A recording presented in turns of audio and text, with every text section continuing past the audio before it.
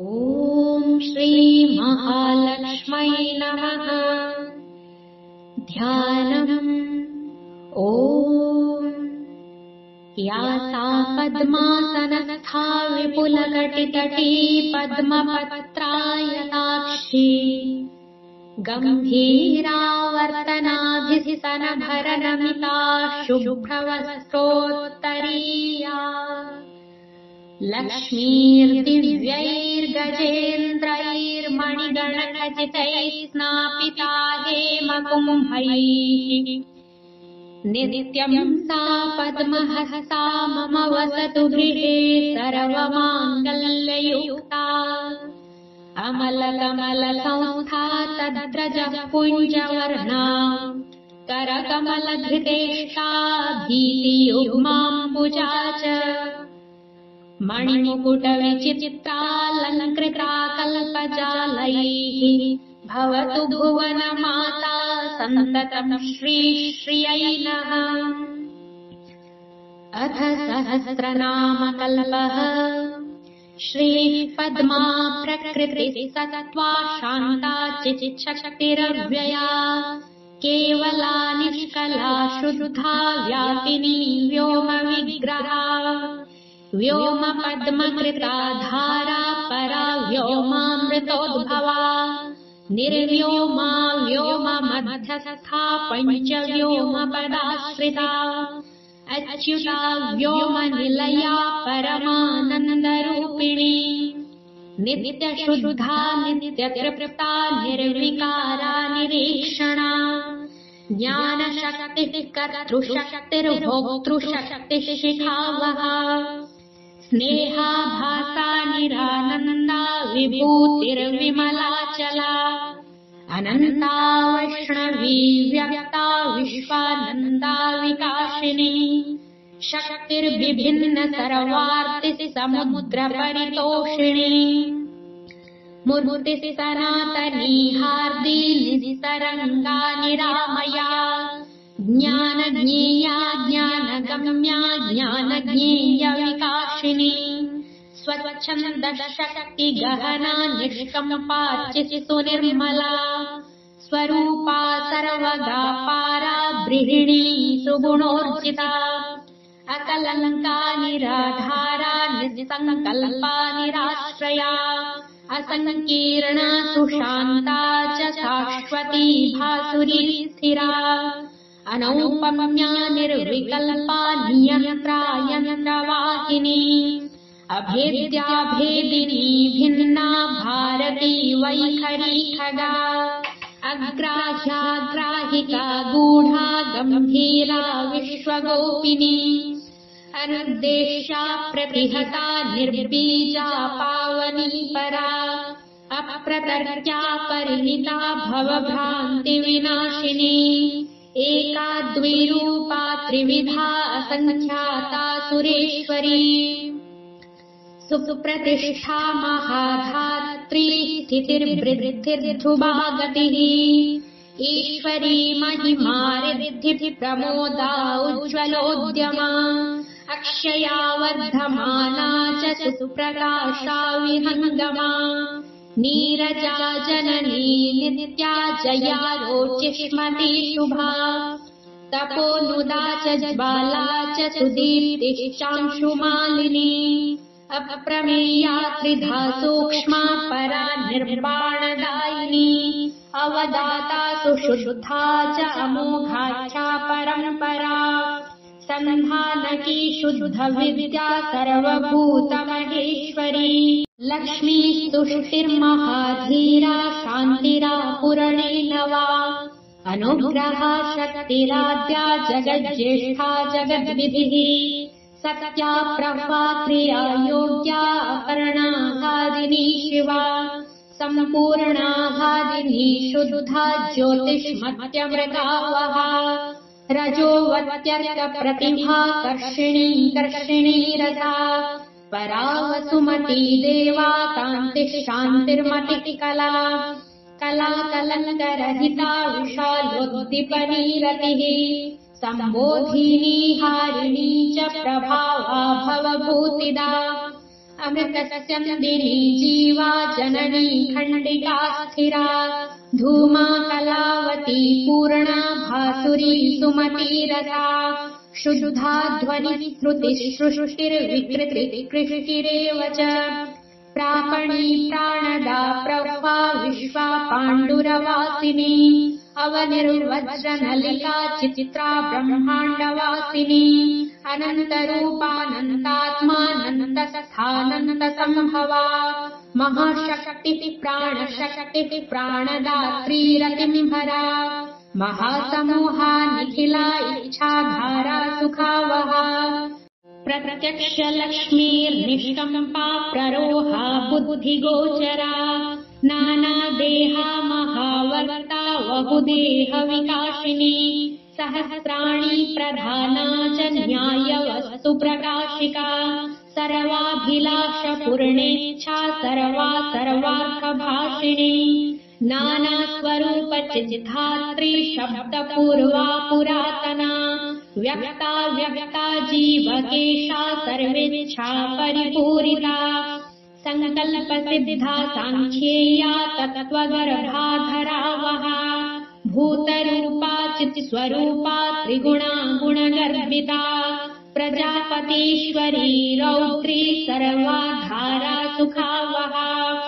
कल्याणवाहिका कल्या कलिकल्मषनाशिनी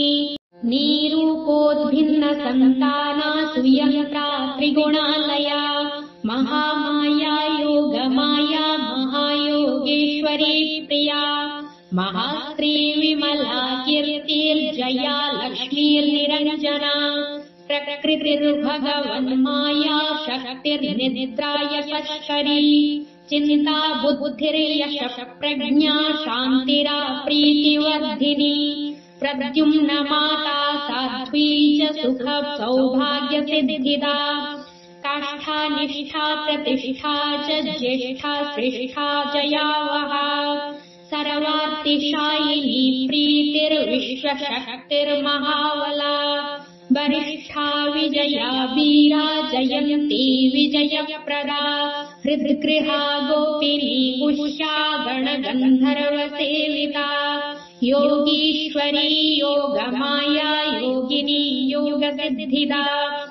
महायोगेश्वरवृता योगा योगेश्वर प्रिया ब्रह्मेन्द्ररुद्रनमिता सुरासुरवरप्रदा त्रिवर्त्मना त्रिलोकस्था त्रिविक्रमपदोद्भवा सुतारा तारिणी तारा दुर्गा सौन्तारिणी परा सुतारिणी तारयन्ती भूरि तारेश्वर प्रभा गुह्य विद्या यज्ञ विद्या महाविद्या सुशोभिता अध्यात्म विद्या विघ्नेशी पद्मस्था परमेष्ठिनी आन्वीक्षिकी त्रयी वार्ता दण्डनीतिर्नयात्मिका गौरी वागीश्वरी गोत्री गायत्री कमलोद्भवा विश्वम्भरा विश्वरूपा विश्वमाता वसुप्रदा सिद्धिः स्वाहा स्वधा स्वस्तिः सुधा सर्वार्थसाधिनी इच्छा सृष्टिर्द्युतिर्मूर्तिः कीर्तिः श्रद्धा दयामतिः श्रुतिर्मेधा धृतिर्श्रीर्विद्या विबुधवन्दिता अनसूया घृणा नीतिर्निवृत्तिः कामधुकरा प्रतिज्ञा सन्ततिर्भूतिर्जौ प्रज्ञा विश्वमानिनी स्मृतिर्वाग् विश्वजननी पश्यन्ती मध्यमा समा सन्धा मेधा प्रभा भीमा सर्वाकारा सरस्वती काङ्क्षा माया महामाया मोहिनी माधवप्रिया सौम्या भोगा महाभोगा भोगिनी भोगदायिनी सुधौतकनकप्रक्षा सुवर्णकमलासना हिरण्यगर्भा सुश्रोणी हारिणी रमणी रमा चन्द्रा हिरण्मयी ज्योत्स्ना रम्या शोभा शुभावहा त्रैलोक्यमण्डना नारी नरेश्वरवरार्चिता त्रैलोक्यसुन्दरी रामा महाविभववाहिनी पद्मस्था पद्मनिलया पद्ममाला विभूषिता पद्मयुग्मधरा कान्ता दिव्याम्बरणभूषिता विचित्ररत्नमुकुटा विचित्राम्बरभूषणा विचित्रमाल्यगन्धाढ्या विचित्रायुधवाहना महानारायणी देवी वैष्णवी वीर्यवन्दिता कालसङ्कर्षिणी घोरा तत्त्वसङ्कर्षिणी कला जगत्सम्पूरणी विश्वा महाविभवभूषणा वारुणी वरदा व्याख्या घण्टा कर्णविराजिता नृसिंही भैरवी ब्राह्मी भास्करी व्योमचारिणी ऐन्द्री कामधेनु सृष्टि कामयो निर्महाप्रभा दृष्टा काम्या विश्वशक्तिर्वीजगत्यात्मदर्शना गरुडारूढ हृदया चान्दी श्रीर्मधुरानना महोग्ररूपा वाराही नारसिंही हतासुरा युगान्तहुतभुग्ज्वाला कराला पिङ्गला कला त्रैलोक्यभूषणा भीमा श्यामा त्रैलोक्यमोहिनी महोत्कटा महारक्ता महाचण्डा महासना शङ्खिनी लेखनी स्वस्था लिखिता खेचरेश्वरी भद्रकाली चैकवीरा कौमारी भवमालिनी कल्याणी कामधुज्ज्वाला मुखी चोत्पलमालिका बालिका धनदा सूर्या हृदयोत्पलमालिका अर्जिता वर्षिणी रीतिर्भरुण्डा गरुडासना वैश्वानरी महामाया महाकाली विभीषणा महामन्दार विभवा शिवानन्दारतिप्रिया उद्धृतिः पद्ममाला च धर्मवेगा विभावनी सत्क्रिया देवसेना च हिरण्यरजताश्रया सहसा वर्तमाना च हस्तिनादप्रबोधनी हिरण्यपद्मवर्णा च हरिभद्रा सुदुर्धरा सूर्या हिरण्यप्रकटसदृशी हेममालिनी पद्मानना नित्यपुष्टा देवमातामृतोद्भवा महाधना च या शृङ्गी कार्दमीकमुकन्धरा आदित्यवर्णा चन्द्राभा गन्धद्वारा दुरा सदा वराचिता वरारोहा वरेण्या विष्णुवल्लभा कल्याणी वरदा वामा वामेशी विविधवासिनी योगनिद्रा योगरता देवकी कामरूपिणी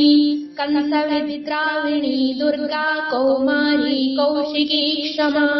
कात्यायनी कालरात्रिर्निशितृप्ता सुदुर्जया विरूपाक्षी विशालाक्षी भक्तानां परिरक्षिणी बहुरूपा सुरूपा च विरूपा रूपवर्जिता घण्टा निनाद बहुला जिमूतध्वनिनिस्वना महादेवेन्द्रमथिनी भ्रुकुटी कूटिलानना सत्योपयाचिता चैका कौवेरी ब्रह्मचारिणी आर्या यशोदा सुतदा धर्मकामार्थमोक्षदा दारिद्र्यदुःखशमनी घोरदुर्गार्तिनाशिनी भक्तार्तिशमनी भव्या भवभर्गापहारिणी क्षीराब्धितनया पद्मा कमलाधरणीधरा रुक्मिणी रोहिणी सीता सत्यभामा यशस्विनी प्रज्ञाधारान्वितप्रज्ञा वेदमाता यशोवती समाधिर्भावना मैत्री करुणा भक्तवत्सला अन्तर्वेदी दक्षिणा च ब्रह्मचर्यपरागतिः दीक्षा वीक्षा परीक्षा च समीक्षा वीरवत्सला अम्बिका सुरभिसिद्धा सिद्धविद्याधरार्चिता सुदीक्षा लेलिहाना च कराला विश्वपूरका विश्वसन्धारणी दीप्तिस्थापनी ताण्डवप्रिया उद्भवा विरजा राज्ञी तापनी विन्दुमालिनी क्षीरधारा सुप्रभावा लोकमाता सुवर्चसा भव्यगर्भाचाज्यगर्भा जुहोति यज्ञसम्भवा आप्यायनी पावनी च दहनी दहनाश्रया मातृका माधवी मुख्या मोक्षलक्ष्मीर्महर्धिदा सर्वकामप्रदा भद्रा सुभद्रा सर्वमङ्गला श्वेता सुशुक्लवसना शुक्लमाल्यानुलेपना हंसाहीनकरी हंसी हृद्या हृत्कमलालया सितातपत्रा सुश्रोणी पद्मपत्रायते क्षणा सावित्री सत्यसङ्कल्पा कामदा कामकामिनी दर्शनीया दृशा दृश्या स्पृश्या सेव्या वराङ्गना भोगप्रिया भोगवती भोगीन्द्रशयनासना आर्द्रा पुष्करिणी पुण्या पावनी पापसूदनी श्रीमती च शुभाकारा परमैश्वर्यभूतिदा अचिन्त्यानन्तविभवा भवभावविभावनी निःश्रेणी सर्वदेहस्था सर्वभूतनमस्कृता बला बलाधिका देवी गौतमी गोकुलालया तोषिणी पूर्णचन्द्राभा एकानन्दा शतानना उद्याननगरद्वार हर्म्योपवनवासिनी कूष्माण्डा दारुणा चण्डा किराती नन्दनालया कालायना कालगम्या भयदा भयनाशिनी सौदामनी मेघरवा दैत्यदानवमर्दिनी जगन्माता भयकरी भूतधर्त्री सुदुर्लभा काश्यपी शुभदाता च वनमाला शुभावरा धन्या धन्येश्वरी धन्या रत्नदा वसुवर्धिनी गान्धर्वी रेवती गङ्गा शकुनी विमलानना ईडा शान्तिकरी चैव तामसी कमलालया आज्यपा वज्रकौमारी सोमपा कुसुमाश्रया जगत्प्रिया च सरथा दुर्जया खगवाहना मनोभवा कामचारा सिद्धचारणसेविता व्योमलक्ष्मीर्महालक्ष्मीस्तेजोलक्ष्मीस्तुजाज्वला रसलक्ष्मीर्जगद्योनी गन्धलक्ष्मीर्वनाश्रया श्रवणा श्रावणी नेत्री रसना प्राणचारिणी विरञ्ची माता विभवा वरवारिजवाहना विरिया वीरेश्वरी बन्द्या विशोका वसुवर्धिनी अनाहता कुण्डलिनी नलिनी वनवासिनी गान्धारिणीन्द्रनमिता सुरेन्द्रनमिता सती सर्वमङ्गल्यमाङ्गल्या सर्वकामसमृद्धिदा सर्वानन्दा महानन्दा सत्कीर्तिसिद्धसेविता सिनीवाली कुहूराका अमाचानुमतिर्द्युतिः अरुन्धती वसुमती भार्गवी वास्तुदेवता मायूरी वज्रवेताली वज्रहस्तावरानना अनघाधरणिर्धीरा धमनी मणिभूषणा राजश्रीरूपसहिता ब्रह्मश्रीर्ब्रह्मवन्दिता जयश्रीर्जयदाज्ञेया सर्गश्रीर्स्वर्गतिसताम् सुपुष्पा पुष्पनिलया फलश्रीर्निष्कलप्रिया धनुर्लक्ष्मीस्त्वमिलिता परक्रोधनिवारिणी कद्रुर्धनायुः सुरसा सुरमोहिनी महाश्वेता महानीला महामूर्तिर्विशापः सुप्रभाज्वालिनी दीप्तिश्रुतिर्व्याप्तिप्रभाकरी तेजोवती पद्मवोधा मदलेखारुणावती रत्ना रत्नावलीभूता शतधामा शतापहा त्रिगुणा घोषिणी रक्षा नर्दिनी घोषवर्जिता साध्यादितिर्दितिर्देवी मृगवाहा मृगाङ्कगा चित्रनीलोत्पलगता वृषरत्नकराश्रया हिरण्यरजतद्वन्द्वा शङ्खभद्रासनस्थिता गोमूत्र गोमय क्षीरदधि सर्पिर्जलाश्रया मरीचिश्चिरवसना पूर्णा चन्द्रार्कविष्ठरा सुसूक्ष्मा निर्वृतिस्थूला निवृत्तारातिरेव च मरीचिर्ज्वालिनी धूम्रा हव्यवाहा हिरण्यदा दायिनी कालिनी सिद्धिशोषिणी सम्प्रबोधिनी भास्वरा संहतितीक्ष्णा प्रचण्डज्वलनोज्ज्वला साङ्गा प्रचण्डा दीप्ता च वैद्युतिः सुमहाद्युतिः कपिला नीलरक्ता च सुषुम्ना विस्फुलिङ्गिनी अर्चिष्मतीरिपुहरा दीर्घा धूमावलीजला सम्पूर्णमण्डला पूषा संसिनी सुमनोहरा जया पुष्टिकरी छाया मानसा हृदयोज्ज्वला सुवर्णकरणी श्रेष्ठा मृतसञ्जीवनी रणे विशल्यकरणी शुभ्रा सन्धिनी परमौषधिः ब्रह्मिष्ठा ब्रह्मसहिता ऐन्दवी रत्नसम्भवा विद्युत्प्रभा बिन्दुमती त्रिस्वभावगुणात्मिका नित्योदिता नित्यहृष्टा नित्यकामकरीषिणी पद्माङ्का वज्रचिह्ना च वक्रदण्डविभासिनी विदेहपूजिता कन्या माया विजयवाहिनी मानिनी मङ्गला मान्या मानिनी मानदायिनी विश्वेश्वरी गणवती मण्डला मण्डलेश्वरी हरिप्रिया भौमसुता मनोज्ञामतिदायिनी प्रत्यङ्गिरा सोमगुप्ता मनोभिज्ञावदेन्मतिः यशोधरा रत्नमाला कृष्णा त्रैलोक्यवन्दिनी अमृताधारिणी हर्षा विनता वल्लकी शची सङ्कल्पा भामिनी मिश्रा कादम्बर्यमृता प्रभा अगता निर्गता वज्रा सुहिता सहिताक्षता सर्वार्थसाधनकरी धातुर्धारणि कामला करुणाधार सम्भूता कमलाक्षी शशिप्रिया सौम्यरूपा महादीप्ता महाज्वाला विगाशिनी माला काञ्चन माला च सद्वज्रा कनकप्रभा प्रक्रिया परमायुक्त्री शोभिका च सुखोदया विजृम्भणा च वज्राक्षा शृङ्खला कमलेक्षणा जयङ्करी मधुमती हरिता शशिनी शिवा मूलप्रकृतिरीशानी योगमाता मनोजवा धर्मोदया भानुमती सर्वाभासा सुखावहा धुरन्धरा च बाला च धर्मसेव्या तथागता सुकुमारा सौम्यमुखी सौम्यसम्बोधनोत्तमा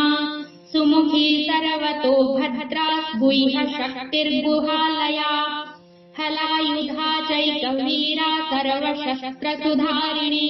व्योमशक्तिर्महादेहा व्योमगा मधुमन्मयी गङ्गा वितस्ता यमुना चन्द्रभागा सरस्वती तिलोत्तमोर्वशी स्वामिनी सुरसुन्दरी बाणप्रहरणा बाला बिम्बोष्ठी चारुहासिनी ककुद्मिनी चारुपृष्ठा दृष्टा दृष्टफलप्रदा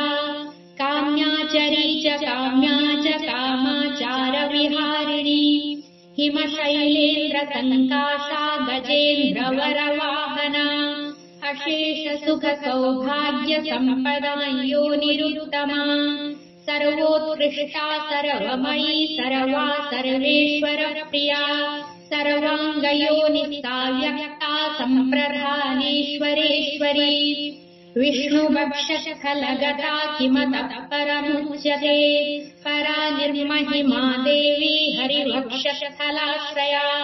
सा देवी पापहन्त्री च सान्निध्यं कुरुतान् मम इति नाम्नां सहस्रन्तु लक्ष्म्या प्रोक्तं शुभाशुभम् परावरेण भेदेन मुख्यगौणेन भागतः यश्चैतत् कीर्तयन् नित्यं शृणुयात् वापि पद्मज शुचिः समाहितो भूत्वा भक्तिश्रद्धा समन्वितः श्रीनिवासं समभ्यर्च्य पुष्पधूपानुलेपनैः भोगैश्च मधुपर्काद्यैर्यथा शक्तिजगद्गुरुम् तत्पार्श्वस्थां श्रियं देवीं सम्पूज्य श्रीधरप्रियाम् ततो नाम सहस्रेण तोषयेत् परमेश्वरीम् नामरत्नावली स्तोत्रम् इदं यः सततं पठेत् प्रसादाभिमुखी लक्ष्मीः सर्वं तस्मै प्रयच्छति यस्या लक्ष्म्याश्च सम्भूताः शक्तयो विश्वगाः सदा कारणत्वेन तिष्ठन्ति जगत्यस्मिन् चराचरे तस्मात् प्रीता जगन्माता श्रीर्यस्याच्युतवल्लभा सुप्रीताः शक्तयस्तस्य सिद्धिमिष्टान् दिशन्ति एकैव जगत्स्वामी शक्तिमानच्युतः प्रभुः तदंश शक्तिमन्तोऽन्ये ब्रह्मेष्मानादयो यथा तथैवैका परा शक्तिः श्रीस्तस्य करुणाश्रया ज्ञानादिषाड्गुण्यमयी या प्रोक्ता प्रकृतिः परा एकैव शक्तिः श्रीस्तस्याद्वितीयात्मनि वर्तते परा परेशी सर्वेशी सर्वाकारा सनातनी अनन्तनामधेया च शक्तिचक्रस्य नायिका